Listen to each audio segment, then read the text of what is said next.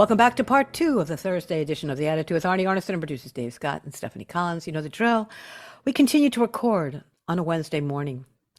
We are also in race class mode. We're up to race class episode 23. God, do I love you, Jonathan. Anyway, here's how we describe race class. Legislation restricting the teaching of race and racism in public schools and government entities has spread across the country. In an effort to respond, Boston University law professor Jonathan Feingold and The Attitude's Arnie Arneson, who hosts a radio show that airs on the Pacifica Network, are offering Race Class, a once-a-month course conversation where listeners can hear what it's like to approach race and racism from a place of curiosity and history rather than fear and anxiety. And we are about to finish our second year, which I am blown away by, Jonathan. But let me describe the title of today's episode. Episode 23, Why Can't We Talk About Israel-Palestine and the Racialization of Conflict? A conversation with Professor Sahar Aziz. And Jonathan, before we have you begin and introduce us, I just want people to know about her most recent book, because I want this in the back of their head as we begin this conversation, because this is a more global conversation than what has actually just been happening between the Israelis and the Palestinians. So, Sahara, I went to Amazon to look at a description of your book, and here's how it is described. Why does a country with religious liberty enmeshed in its legal and social structures produce such overt prejudice and discrimination against Muslims? Sahar Aziz's groundbreaking book, The Racial Muslim, demonstrates how race and religion intersect to create what she calls the racial Muslim, comparing discrimination against immigrant Muslims with the prejudicial treatment of Jews, of Catholics, of Mormons, and African-American Muslims during the 20th century. Aziz explores the gap between America's aspiration for and fulfillment of religious freedom. With America's demographics rapidly changing from a majority white Protestant nation to a multiracial, multi-religious society, this book is an indispensable read for understanding how our past continues to shape our present to the detriment of our nation's future. And that is the guest, and that is her book. But Jonathan, we're looking at the ability to have a conversation, to talk and think about issues related to race and racism. And as you point out, we can't avoid the Israeli-Palestinian question.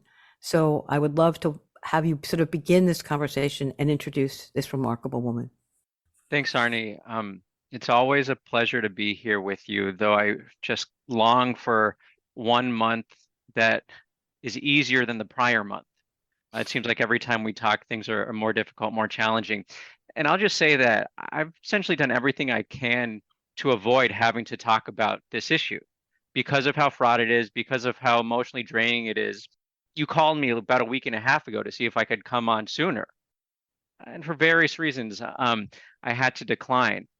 And I'm already frustrated, I guess, that the conversation we'll have today is going to be inevitably incomplete, insufficient, and far from perfect, in part because we only have 20 minutes and we're going to be dealing with such complex and fraught terrain.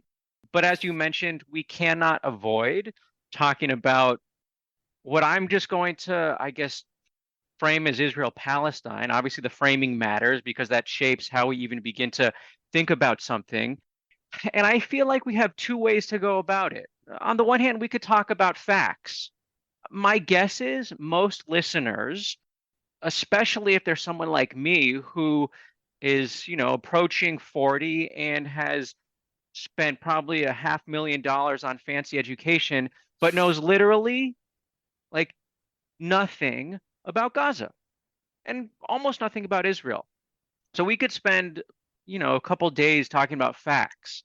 I don't think we should do that. I don't think it's the right focus because we don't have enough time to get into the facts enough to have even close to a sufficiently comprehensive conversation. But I will shout out Professor Aziz's Institute, the Center for Security, Race, and Rights, that hosted a teaching on Gaza that I was able to see about an hour of a week ago, and it was incredibly informative. And, it should never be the end of any conversation or information gathering, but for someone like me who had literally knew nothing aside from what we just internalized as a function of growing up where we grow up, it was really helpful and informative and just offering more context. Not all the context, but more. But what I think we should talk about, and where I'm really going to ask Professor Aziz to help guide us through, is to help understand why we are, at least to me, so incapable as a society of talking about what's happening right now in Israel and Gaza. Because it just feels like, notwithstanding the cascade of statements and words that people are saying, there's no actual talking. It seems like very little thinking. I see at least three dynamics, and then I'll just set this up to frame it a little bit. So one is, I just see this, it feels like we're trapped in this zero-sum sort of thinking, where either you are pro-Palestinian, but if you are, then you are somehow anti-Jew, or if you're pro-Israel, you're therefore Islamophobic, or if you're critical of the Israeli government, therefore you are anti-Semitic. It's just the sort of flat dichotomies that cannot be right, and certainly can't be something we're satisfied with in academic institutions where we're deeply invested in understanding complex social phenomena. But we nonetheless seem to be trapped in this zero-sum logic. I also feel like we're in this moment of where there is selective authority or ability to criticize mass violence. Whereas, and again, I'm just trying to be descriptive, where there's like sort of this unspoken rule, also spoken, that you must condemn Hamas and you must support Israel. And I'm not suggesting you should not condemn violent, horrific attacks on civilians. Obviously, we should be. But it does feel like there is an obligation, particularly on Palestinians or Arab Americans, to explicitly condemn what happened, while at the same time, sort of, again, this sort of social rule, spoken and unspoken, that you may not right now criticize the Israeli government or support Palestinians. And so I think just an example there, and I'll pause and say, obviously, these statements are generalizations. They're not meant to be universal. There is a somewhat more complicated discourse happening, but UN chief offers what I see as like a pretty modest sort of context laden observation about what is happening in Israel, unequivocally condemns Hamas's attack, also notes that we should be caring about Palestinians, and Israel is now asking for his resignation. And so, just as one example.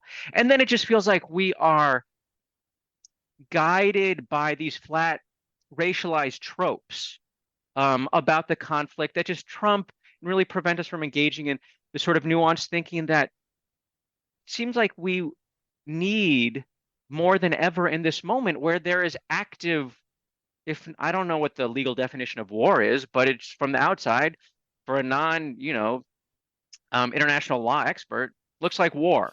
So how can we not be just more, critical? And so I think part of the explanation is that this conflict, like many, is racialized, which Professor Aziz is going to help us understand what that might mean. But the fact that it's racialized means that this dynamic is going to shape how everyone, there's people on the ground, on Twitter, the media, the governments, are processing, perceiving, and engaging with this conflict. And if we often don't see it, but if we don't see it, it means that we're going to be, our ability to engage in a thoughtful, productive way is compromised. And I'll just offer one other example, but then I'm going to bring in Professor Aziz, and I've talked too long already. So many folks probably remember the 1992 Los Angeles uprisings. So in the spring, so from late April to May, massive uprisings. That was in the mainstream media largely framed as this Black versus Korean conflict. Lisa Ikemoto has this really illuminating essay that talks about how that conflict was racialized and how racialized tropes about African Americans and Korean Americans overdetermined how we thought about that conflict in ways that actually erased the way that whiteness was sort of omnipresent and in just creating the structure in which that conflict arose. But so we've been referencing this person, Sahar Aziz. Let me just offer a little bit more of her background, and then I'm just going to ask her to do the rest of the talking. Though I'll send some questions your way. Sahar Aziz is the professor of law, chancellor, social justice scholar, and Middle East and legal studies scholar at Rutgers University Law School. Her research investigates the relationship between authoritarianism, terrorism, and the rule of law in the Middle East.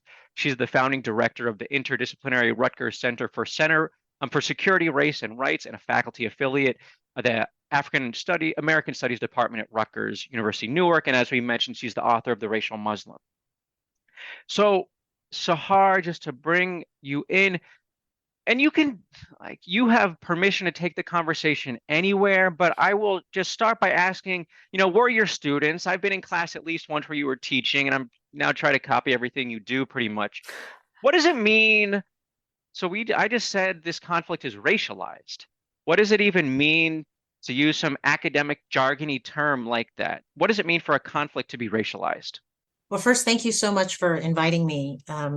I can't think of a more important topic to talk about in light of the horrific atrocities that are happening right now in Gaza and in Israel.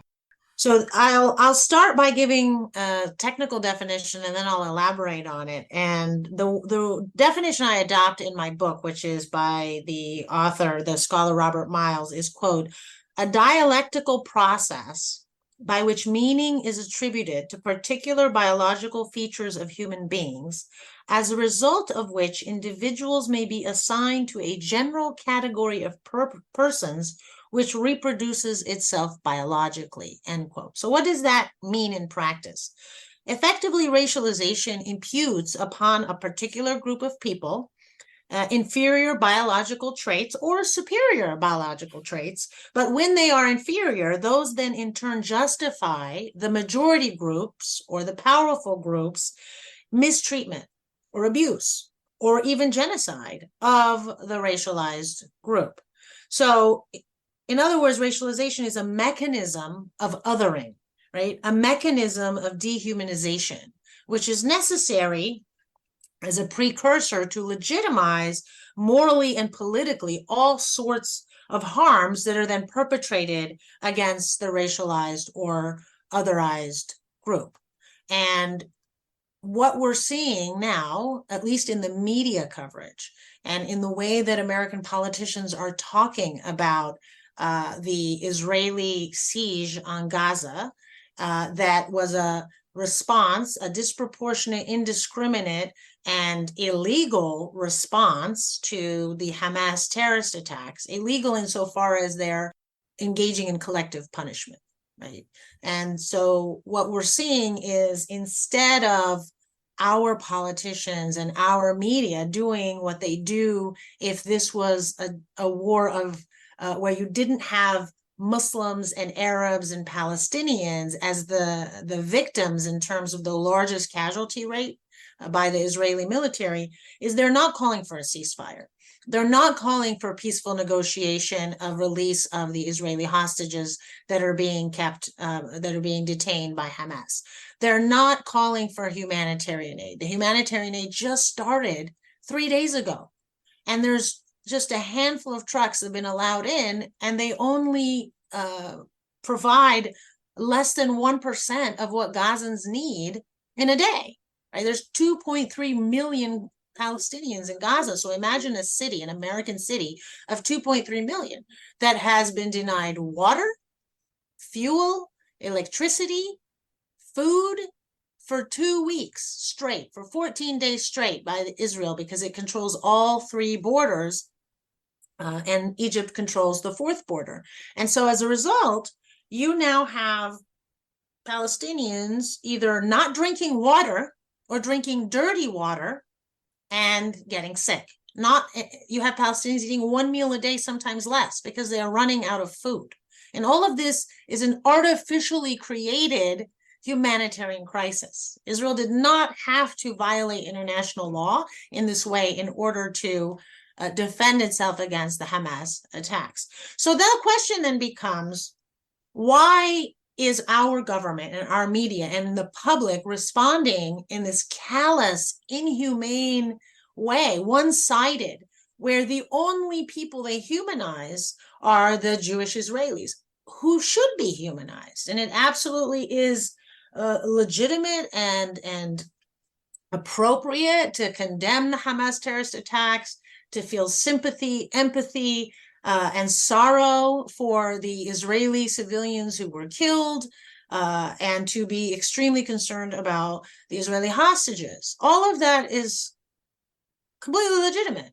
But what is unacceptable, right, in terms of, well, in a society that teaches its kids in K through 12, as well as undergraduate college, as well as law schools, that this is a country of equality. This is a country where we respect all human rights. This is a country where your race, your religion, your ethnicity, your national origin should not determine, right, the value of your life and the extent of your rights.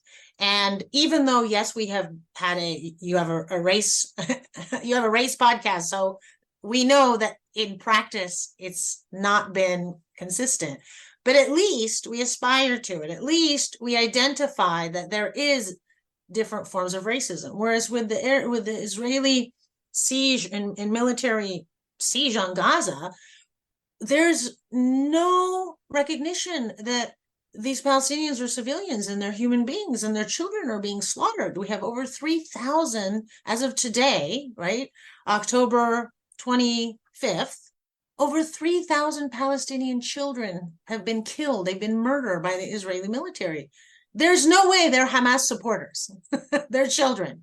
And another 3,000 adults have been killed. And then you have 14,000 that have been injured. You have another 2,000 that are missing because they're under the rubble.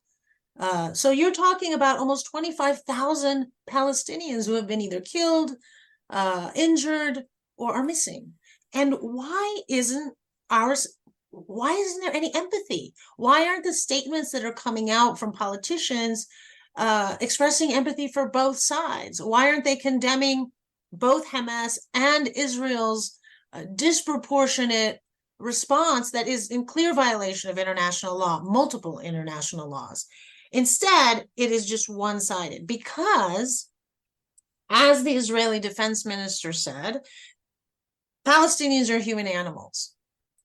And that's exactly what the American government believes too. And it's exactly what the media believes, and it's exactly what the public believes. And so, can I ask a question, Sahar? I wish you would listen to the first half of the show, because we were talking about the mistakes made after 9/11. That we were so consumed by revenge, and we talked about the 1% doctrine and all these things. So I am going to give you the title of Prime Minister of Israel. And I'm going to ask you, given the horrific, and it wasn't just killing, it was beheadings, there was a level of cruelty to the death. So, I mean, they're dead, but how they got to death was also, I think, just beyond the imagination. And we know that revenge is best served cold. And we know that we need to sort of make sure that we have an appropriate response.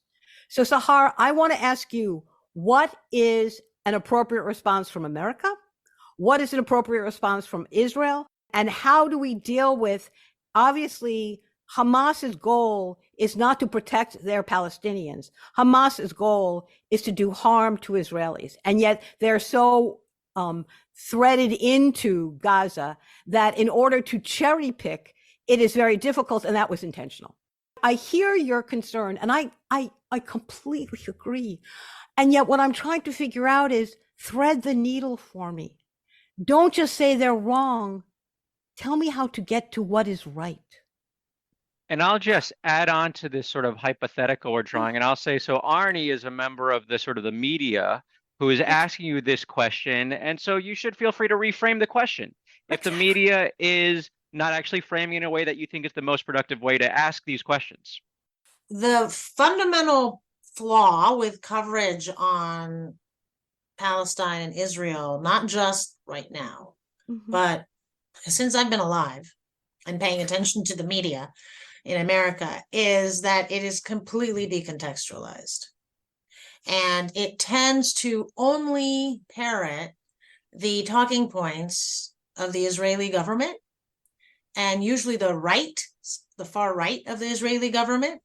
And therefore, it's so easy for us to say, for example, well, the Rodney King riots, they are just a bunch of thugs and the criminals, and Black people deserve to be in jail, and this just justifies exactly why they should be mass incarcerated, and look at exactly what they're doing at this very moment in time. Completely disconnected, right, from the decades and centuries of anti-Black racism and state violence and state terror and racism by white institutions and the beating of Rodney King, who was just one of thousands of Black men who had been beaten. And then fast forward 30 years later, and you're still exactly the same place, but this time, instead of Black men getting beaten, they're getting shot in the back by the police. So we can't just say, well, Hamas this, Hamas this, Hamas this. Hamas is a product of the current political context, which is completely controlled by Israel. This is an occupied land. It has been controlled, Gaza has been controlled completely from A to Z by Israel since 1967. And the West Bank, similarly. So the Palestinians are the weaker, oppressed, occupied people who range from just trying to survive on a daily basis to trying to resist through nonviolent means, to trying to resist through violent means, to trying to resist through transnational means. But it is equivalent we are not even recognizing that they are the weaker party, right? They're the racialized group that is the subject of mistreatment. And so the question I have for the media is, what would you do if you were a Palestinian? As you were talking, can I read you what I wrote? I wrote, Hamas is the progeny of the environment created by Israel. All right? That's really what you just said. And again, I completely agree, okay? We've referred to it over and over again as an open air prison. Now it's going to be an open air cemetery. I mean, that's really what they're creating. They're just going from prison to death, okay? But prison was wrong. Death is worse, okay? But it's still, it's an evolution of wrong. And I do think that we have to look at the context. And again, the facts do matter. But the dynamics all matter. Right. Here's the question that I have is the Palestinians, the liberation movement of Palestinians since 1948 has gone through many cycles and iterations of nonviolence and violence, right? There's been multiple groups from the PLO, the PFLP, the DFLP, Hamas, Hezbollah, etc. In 1990 was a seminal peace treaty, the Oslo Peace Accords, right? When the Palestinian Liberation Movement said, "Khalas, we're going to go peaceful, nonviolent." And from 1993 until 2023, what has Israel done? It has built more settlements. The settlers are over 1 million. It withdrew in 2006 and then imprisoned and essentially gave Gaza to Hamas, who is the de facto government, who won the elections because they were providing services for the people. And so they had a military wing and they had a civilian wing. That was the reality that the Israelis imposed on them. And nobody is saying, well, Israel, you have all the power. And America, you're giving them all the military and political support they need. Why couldn't you have figured out a way to have a two-state solution so that the Palestinians, there is no militia group that needs to be created, right? There is no violent liberation that's necessary, because now they have a state and they're going to be focusing on self-governance and building their state and going to school and having their hospitals and trade. But instead, they were racialized as terrorists, presumptively anti-Semitic.